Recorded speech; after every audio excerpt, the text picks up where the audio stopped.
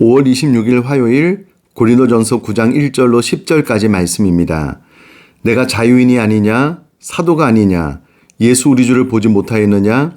주 안에서 행한 나의 일이 너희가 아니냐? 다른 사람들에게는 내가 사도가 아닐지라도 너희에게는 사도이니 나의 사도됨을 주 안에서 인친 것이 너희라.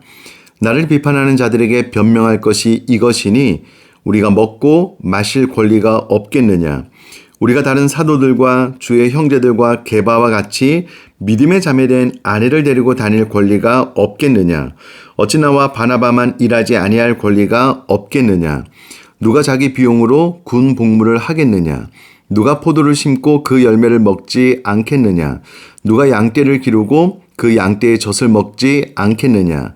내가 사람의 예대로 이것을 말하느냐? 율법도 이것을 말하지 아니하느냐?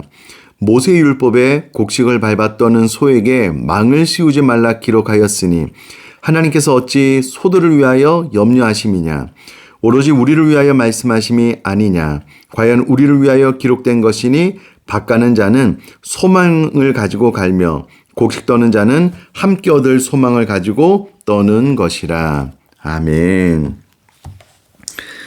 오늘 본문의 말씀은 당시에 사도 바울처럼 복음을 들고 디아스포라 유대인들 또 회당에서 말씀을 증거하는 소위 말해서 순회 전도자들에게 교회가 마땅히 물질적으로 지원해 주는 성경의 원리에 순복한 문화 그리고 관례가 있었는데 사도 바울은 이와 같은 당연한 권리마저 기꺼이 포기하고 자비량으로 사역을 했습니다.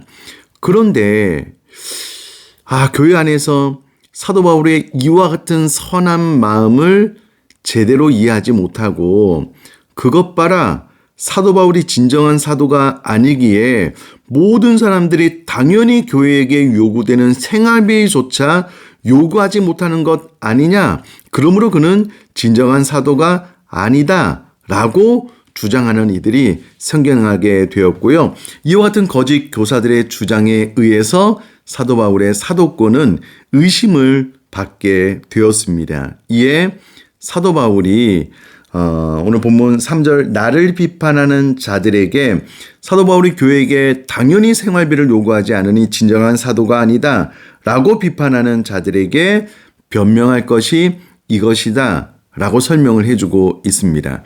일단 당시에 있었던 교회가 순회 복음 전도자들의 생활비를 주는 것은 성경적인 원리에 근거한 마땅한 바이다. 그러므로 복음 전도자들이 교회에게 본인의 생활비를 요구하는 권리는 당연한 것이다 라는 취지의 설명을 해주고 있는 것을 볼 수가 있습니다.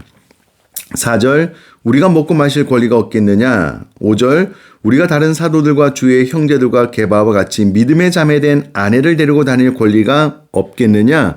우리에게도 이와 같은 권리가 있다 라고 설명을 해주고 있습니다. 특별히 5절의 말씀 믿음의 자매된 아내를 데리고 다닐 권리가 없겠느냐? 우리가 사도 바울이 고린도에서 1년 6개월을 머물며 고린도 교회를 세웠다라는 것을 이미 들어서 잘 알고 있습니다. 이와 같이 당시에 순회 복음 전도자들은 여러 지역을 다녀야 됐기 때문에 수일, 수개월을 다니면서 복음을 증거했습니다. 이에 본인만 간 것이 아니고 아내와 자녀들까지 함께 동행을 했고요. 이 부분에 대해서 교회는 복음 전도자뿐만 아니라 복음 전도자의 아내, 가족들의 생계 사역 경비까지 마련해 주는 것이 당시에 매우 타당하고 일반적인 관례였습니다. 이와 같이 사도 바울에게도 그와 같은 권리가 있다라는 것을 이야기를 해주고 있습니다.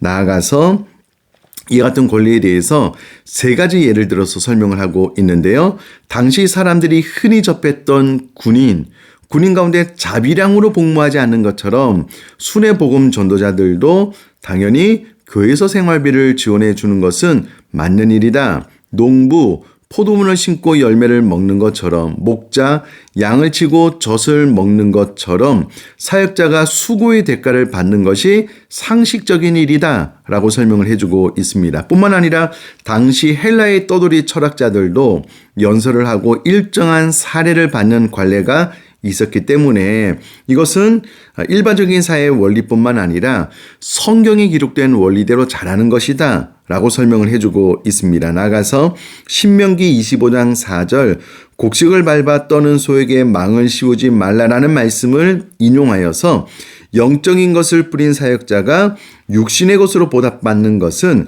하나님이 정하신 합당한 원리이다 라는 것을 정확하게 설명을 해주고 있습니다. 당시에 곡식을 밟아 떠는 소에게 망을 씌우지 말라라고 기록이 되었는데 하나님께서 어찌 소들을 위하여 염려하심이냐? 아니다라는 겁니다. 소에게 망을 씌우지 않으면 소들이 곡식을 열심히 먹고 힘을 다해서 일을 하게 되므로 주인에게 유익이 되는 것처럼 복음 전도자들에게 사역비를 지원해서 그들이 힘있게 복음을 증거하면 개교회가 하나님의 은혜로 충만하게 되는 원리가 있다라는 것을 설명을 해주고 있습니다. 그런데 그럼에도 불구하고 사도 바울은 다른 많은 복음 순례 전도자가 누렸던 권리를 포기하고 있다. 왜 그렇게 하고 있는가? 이것은 고린도 교회 성도들이 우리를 모범으로 삼아 모델로 삼아 너희들도 당연한 권리를 좀 내려놓고 그 권리를 마음껏 주장하려고 하지 않는 삶을 살았으면 좋겠다라는 메시지를 전하고 있는 것입니다. 우리가 지금 9장을 보고 있는데요. 9장 앞의 흐름을 좀 잠깐 살펴보면 사도 바울은 우상의 제물을 먹는 것을 예로 들면서 그것을 먹는 것이 전혀 문제가 될 것이 없다. 개인적인 지식이나 권리로 합당한 것이다. 그러나 그것만을 내세우려고 하지 말고 믿음이 연약한 형제들의 구원과 유익을 위해서 스스로 자유를 절제하는 성숙한 신앙의 길로 나아가야 된다라는 것을 이제 8장에 이어서 9장에 본인이 마땅히 받아야 될 사역비를 받지 않는 희생, 포기를 통하여 절제를 통하여 너희들도 이와 같은 신앙생활을 했으면 좋겠다라는 것을 도전하고 있는 바입니다.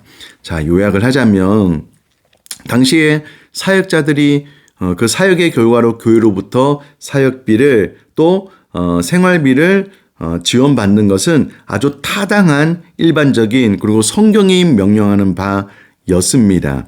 그리고 이 권리는 베드로 주의 형제들 심지어는 아내를 동반하고 그 가족의 생활비까지 교회로부터 지원을 받는 것은 사도로서의 마땅한 권한을 뜻하고 그것은 성경적인 원리 그대로였습니다. 그러나 바울과 바나바는 이러한 당연한 권리가 있음에도 불구하고 성도들에게 경제적인 부담을 주어 복음 전파에 혹시라도 장애가 될 것을 우려하여 이 권리를 스스로 포기하고 자비량으로 사역했음을 강조하고 있고 이로 말미암아 앞서 말씀드렸다시피 우상의 제물을 먹을 수 있는 개인적인 지식이나 권리를 내세우지 말고 믿음이 연약한 형제들의 구원과 유익을 위하여 스스로 자유를 절제하는 성숙한 신앙의 길로 나아가라 라는 강력한 도전의 말씀이기에 우리에게 주어진 자유를 쓰는 것은 문제가 되지 않지만 그러나 그 자유가 믿음이 더 연약한 자들에게 어려움을 준다면 나에게 허락된 자유, 권리마저도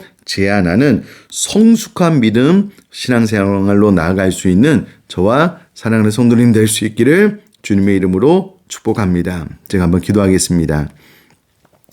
살아계신 하나님 아버지 사도 바울은 힘있게 복음을 증거하고 또 교회로부터 당연히 사례와 생활비를 지원받는 것 마땅했지만 그러나 행여라도 그것이 교회 성도들에게 부담이 될까봐 복음의 장애가 될까봐 그 당연한 권리까지도 포기하면서 너희들이 나처럼 우리처럼 이와 같은 신앙의 성숙한 길로 나아갔으면 좋겠다라고 권면을 해주고 있는 본문 말씀을 통해서 나에게 주어진 자유, 권리라고 마음껏 사용하지 말고 또 나보다 믿음이 연약한 자들을 위하여 절제하고 또 참아낼 수 있는 정말 믿음이 성숙한 그리스도인 될 수 있도록 은혜 허락하여 주옵소서. 감사드리며 예수님의 이름으로 기도드립니다. 아멘.